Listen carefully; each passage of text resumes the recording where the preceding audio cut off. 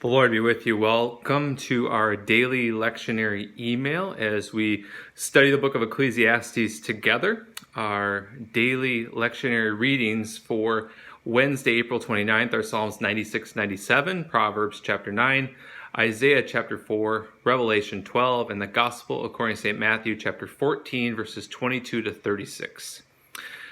We are in Ecclesiastes 10 today, and just for review, Ecclesiastes 9, Solomon, the gathering king, taught that wisdom is a lifelong pursuit. We work hard in life, but we ought to grow in wisdom. The wise don't put their trust in working with strength or even in wisdom itself, but the wise put their trust in God. Now, for Ecclesiastes 10, Solomon unsurprisingly exhorts the reader toward wisdom, a continued pursuit of wisdom.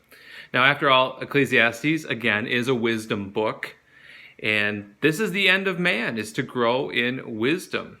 And Solomon, in chapter 10, warns of potential pitfalls for those with wisdom or those who are pursuing wisdom, because he warns a little folly can still hurt you.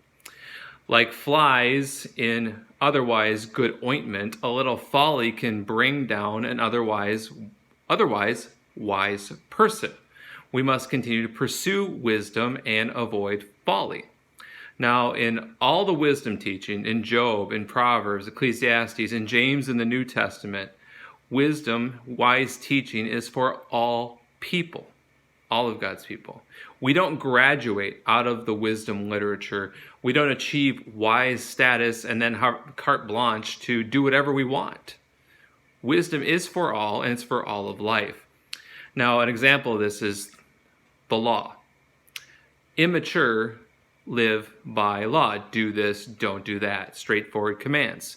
In the progression of the offices, the priests live by law. Kings rule by wisdom.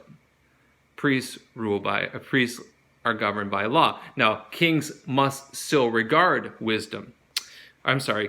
Kings must regard law. In Deuteronomy 17, for kings, Deuteronomy 17, 18 to 20, when the king sits on the throne of his kingdom, he shall write for himself in a book a copy of this law, approved by the Levitical priests. It shall be with him, and he shall read in it all the days of his life, that he may learn to fear Yahweh his God, by keeping all the words of this law and these statutes and doing them, that his heart may not be lifted up above his brothers, and that he may not turn aside from the commandment either to the right hand or to the left, so he may continue long in his kingdom, he and his children in Israel. So we must continue to read, learn, remember, and memorize God's law. Even if we are wise, we must remember the law. Go back to the law. Learn it more. We don't have exhaustive knowledge of God's revelation. Lifelong Christians, be warned in this. We're at risk of knowing a good amount of God's word, all the Bible stories. We think we know the faith, but we must continue to study and continue to learn more and more of God's word as he reveals more to us. Read and learn the law. Read and learn the wisdom literature, the prophets, the gospels, the epistles. Know all of God's word and continue to study it. Now, similarly, those who've been converted later in life, we can fall into the temptation of knowing just enough of the faith that we think we don't need to know anymore. We can say things like, I believe in God, I know Jesus died for my sins, that's all I need to know. Now, it is true that Bible knowledge doesn't save us. Even wisdom doesn't save, but wisdom, growing in maturity, is a lifelong pursuit for God's people. The older and the wise continue to seek wisdom in all of life. The Christian's path is conformity to the image of Jesus. 1 John 3, verse 2, Beloved, we are God's children now, and what we will be has not yet appeared, but we know that when he appears, we shall be like him, because we shall see him as he is. So we are to be conformed to Jesus, and we are not there yet. We are always vulnerable to folly. We are always vulnerable to giving into temptation. The foolish and wise alike can still stumble. Young and old, strong and weak, we must be on guard. So we must pursue wisdom in all things. Wisdom for life. Now, wisdom cannot control the world, but it puts us in a better position to live faithfully and to avoid these pitfalls about which Solomon warns. Now, next, Solomon teaches wisdom about rulers in chapter 10. Remember, by wisdom kings reign. And this is important for King Solomon. It's important for his son, whom he was teaching, preparing to rule. It's important for future rulers. And for us, who are in the new covenant, those who rule from thrones in heaven. The church in Jesus Christ cannot be foolish. By the grace of God, we have the mind of Christ. We have prophetic privileges to sit on our thrones and talk to God. We call upon him to change the world. And he's not going to listen to foolish suggestions from his church sitting on thrones. He's not going to carry out foolish prayer requests from his people. That's not following the mind of Christ. Earthly rulers, Solomon teaches, have to be wise, have to be faithful. And even if they're not, brothers and sisters, we still need to respect them. Live from a position of submission first. We are to pursue lives of godliness and honesty and quiet submission to those in authority.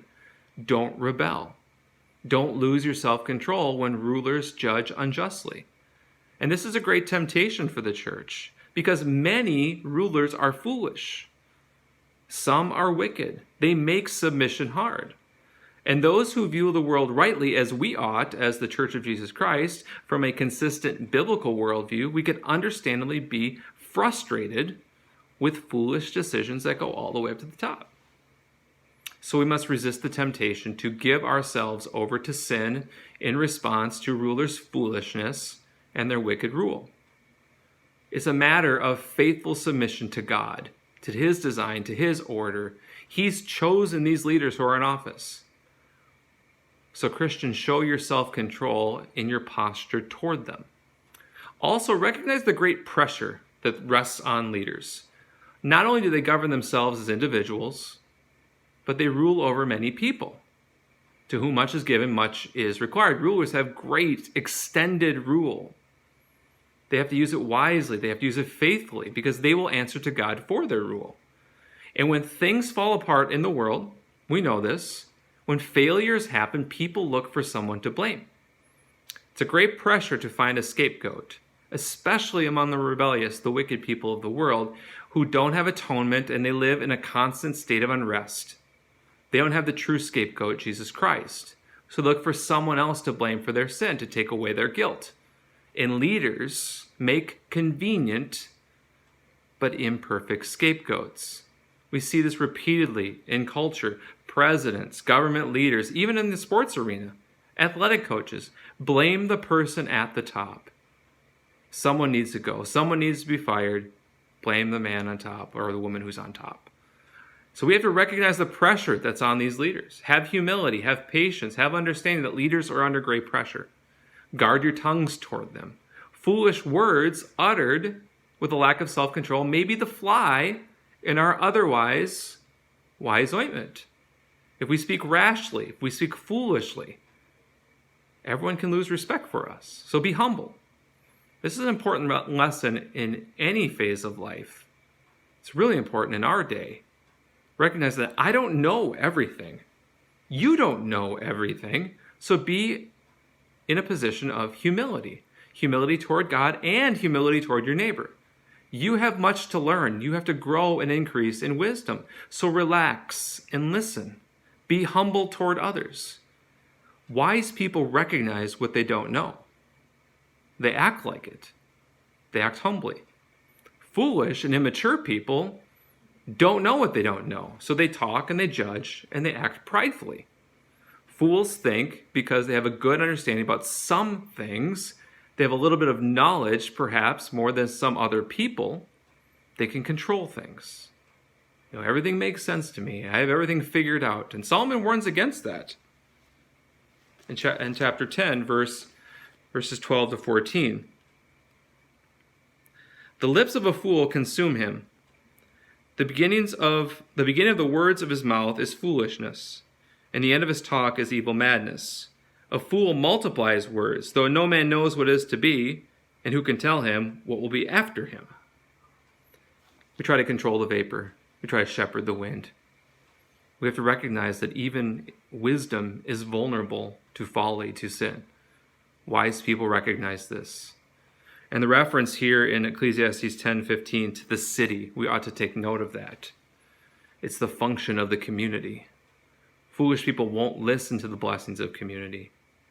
The wise people God has put around him in his life, the wise older counselors. Perhaps it's a literal neighborhood where gray heads are respected. Perhaps it's a family where a grandma and grandpa give wisdom and generations listen. And in the church, a community where the body respects the older generations, where young people ask for advice. I'm thinking about going to this school. I'm thinking about pursuing this vocation or taking this job. I'm going to make this large purchase with my income. I'm thinking about dating or courting this person, maybe asking her to marry me. Seeking wise counsel in the church. Does this pursuit of wise counsel happen in the church? Do we ask the wise around us?